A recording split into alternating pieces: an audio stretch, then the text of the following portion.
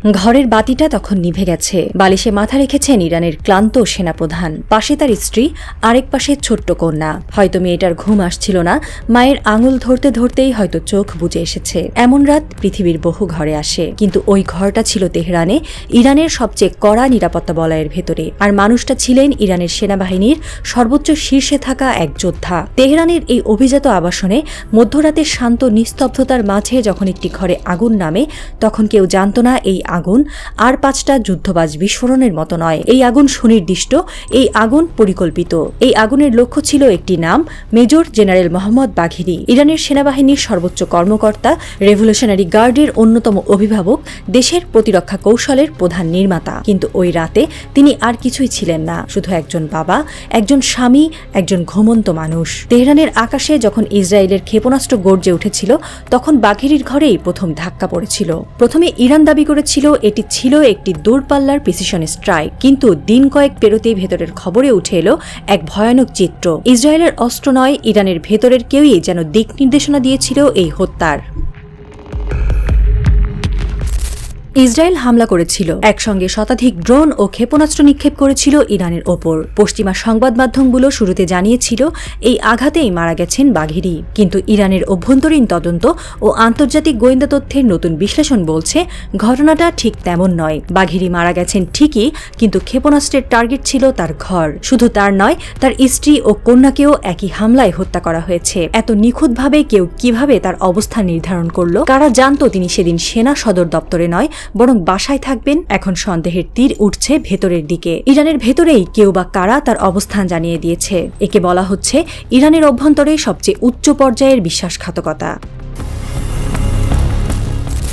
Major general বাঘেরি ছিলেন শুধু এক সামরিক কর্মকর্তা নন, তিনি ছিলেন এক স্ট্র্যাটেজিক, একজন তাত্ত্বিক, যিনি ইরানের সমগ্র প্রতিরক্ষা কাঠামো পুনর্গঠনের নেতা। তার পরিকল্পনায় তৈরি হয়েছিল ড্রোন নেটওয়ার্ক, ক্ষেপণাস্ত্র ব্যারেজ আর সেই ছায়াযুদ্ধের পরিধি যা ইরানকে ফিলিস্তিন, লেবানন, সিরিয়া, ইয়েমেন পর্যন্ত বিস্তৃত করেছিল। তিনি ছিলেন সেই স্থপতি যিনি সামরিক প্রতিশোধ নয়, অদৃশ্য যুদ্ধের স্বপ্ন দেখাতেন। তার মতো একজনকে সরিয়ে দেওয়ার মানে হলো ইরানের সামরিক কৌশলের মেরুদণ্ডে আঘাত হানা। এবং কেউ যদি জানে তিনি কোন রাতে ঘরে থাকবেন, সেই কেউ নিশ্চয়ই বাইরে থেকে আসেনি। মিলিটারি থিওরিতে একটা কথা আছে, কম্বেটেন্টস মাস্ট ফেস ইচ আদার। এই যুদ্ধ তত্ত্ব এখন ধুলো হয়ে যাচ্ছে। ইসরায়েল, বিশেষ করে মোসাদ, এখন একেবারে ঘুমন্ত শত্রুকে টার্গেট করে। এইভাবে এর আগে হত্যা করা হয়েছিল ফখরিজাদেকে গাড়ির মধ্যে বসা অবস্থায়, কিন্তু এবার সম্ভবত ইতিহাসে প্রথমবার টার্গেটের পরিবারের কাউকেও ছাড়েনি। ঘর আর যুদ্ধক্ষেত্রের মধ্যে যে সীমারেখা ছিল, সেটাও নিশ্চিহ্ন হতে যাচ্ছে। সূত্র বলছে বাঘেরির রুটিন জানতেন খুব সীমিত সংখ্যক মানুষ, তার নিরাপত্তা ইউনিট, সামরিক শীর্ষ পর্যায়ের কয়েকজন এবং একটি বিশেষ লজিস্টিক সেল। এই 3টি জায়গার মধ্যে কোথাও একজন ছিল যার হৃদয়ে ছিল আগুনের বীজ। ইরানি গোয়েন্দা সংস্থা ইতিমধ্যে 5 জনকে আটক করেছে। তাদের মধ্যে একজনের বিদেশি অ্যাসেটের সাথে যোগাযোগ পাওয়া গেছে। এদেরই কেউ হয়তো জানিয়ে দিয়েছে কখন, কোথায়, কাদের সাথে থাকবেন বাঘেরি। এই মুহূর্তে ইরানে চলছে এক নীরব জিজ্ঞাসাবাদ, আর তার ছায়া পড়েছে রেভলিউশনারি গার্ডের অনেক উচ্চপদস্থ কর্মকর্তার ওপরেও।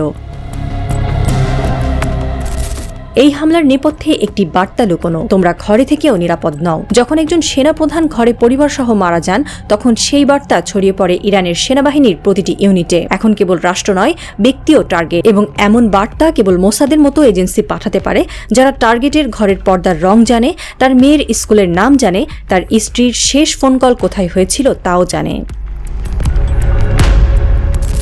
ইরান সরকার আনুষ্ঠানিকভাবে এখনো কিছু বলেনি বাঘেরির মৃত্যু নিয়ে। বলা হচ্ছে তিনি শহীদ হয়েছেন, কিন্তু ইরানের ভেতরে চলছে ঘূর্ণি। ঘরের ভেতর এই হত্যাকাণ্ডের ধরন শুধু এক ব্যক্তিকে সরিয়ে দেওয়া নয়, এটা এক রাষ্ট্রের চরম সম্মান ক্ষয়। সুপ্রিম লিডার আয়াতুল্লাহ খামেনি আর প্রেসিডেন্ট পেজিশকিয়ান বলেছেন ইরান সময় ও জায়গা বেছে নেবে প্রতিশোধের জন্য। ইরান ইসরায়েলে বেশ কয়েক দফা হামলা করেছেও, কিন্তু সমস্যা হলো আসলে প্রতিশোধ কাদের বিরুদ্ধে নেওয়া উচিত, ইসরায়েল নাকি নিজের ঘরের ভেতরে থাকা বিশ্বাসঘাতকদের? আপাতদৃষ্টিতে ঘরের শত্রুই যে ইরানের সবচাইতে বড় শত্রু। কাদের বিশ্বাস করব আমরা? এই প্রশ্ন এখন ঘুরছে তেহরানের প্রতিটি সেনাঘাঁটিতে, গোয়েন্দা দপ্তরে, এমনকি জনসাধারণের মধ্যেও। শত্রু যখন ঘরের বাইরে নয় ভেতরে থাকে, তখন যুদ্ধের ব্যাকরণ বদলে যায়। বিশ্বাস আর সন্দেহের মাঝখানে পড়ে রাষ্ট্রযন্ত্র হয়ে পড়ে বিভ্রান্ত। ইরানের অভ্যন্তরীণ নিরাপত্তা বিভাগের একজন সদস্য নাম প্রকাশ না করার শর্তে বলেছেন, আমরা জানি না কাকে বিশ্বাস করব। এমন অবস্থায় প্রতিশোধ নিতে গেলে যদি ভুল লোককে টার্গেট করা হয়, তাহলে সেটা হয়ে উঠবে আত্মঘাতী।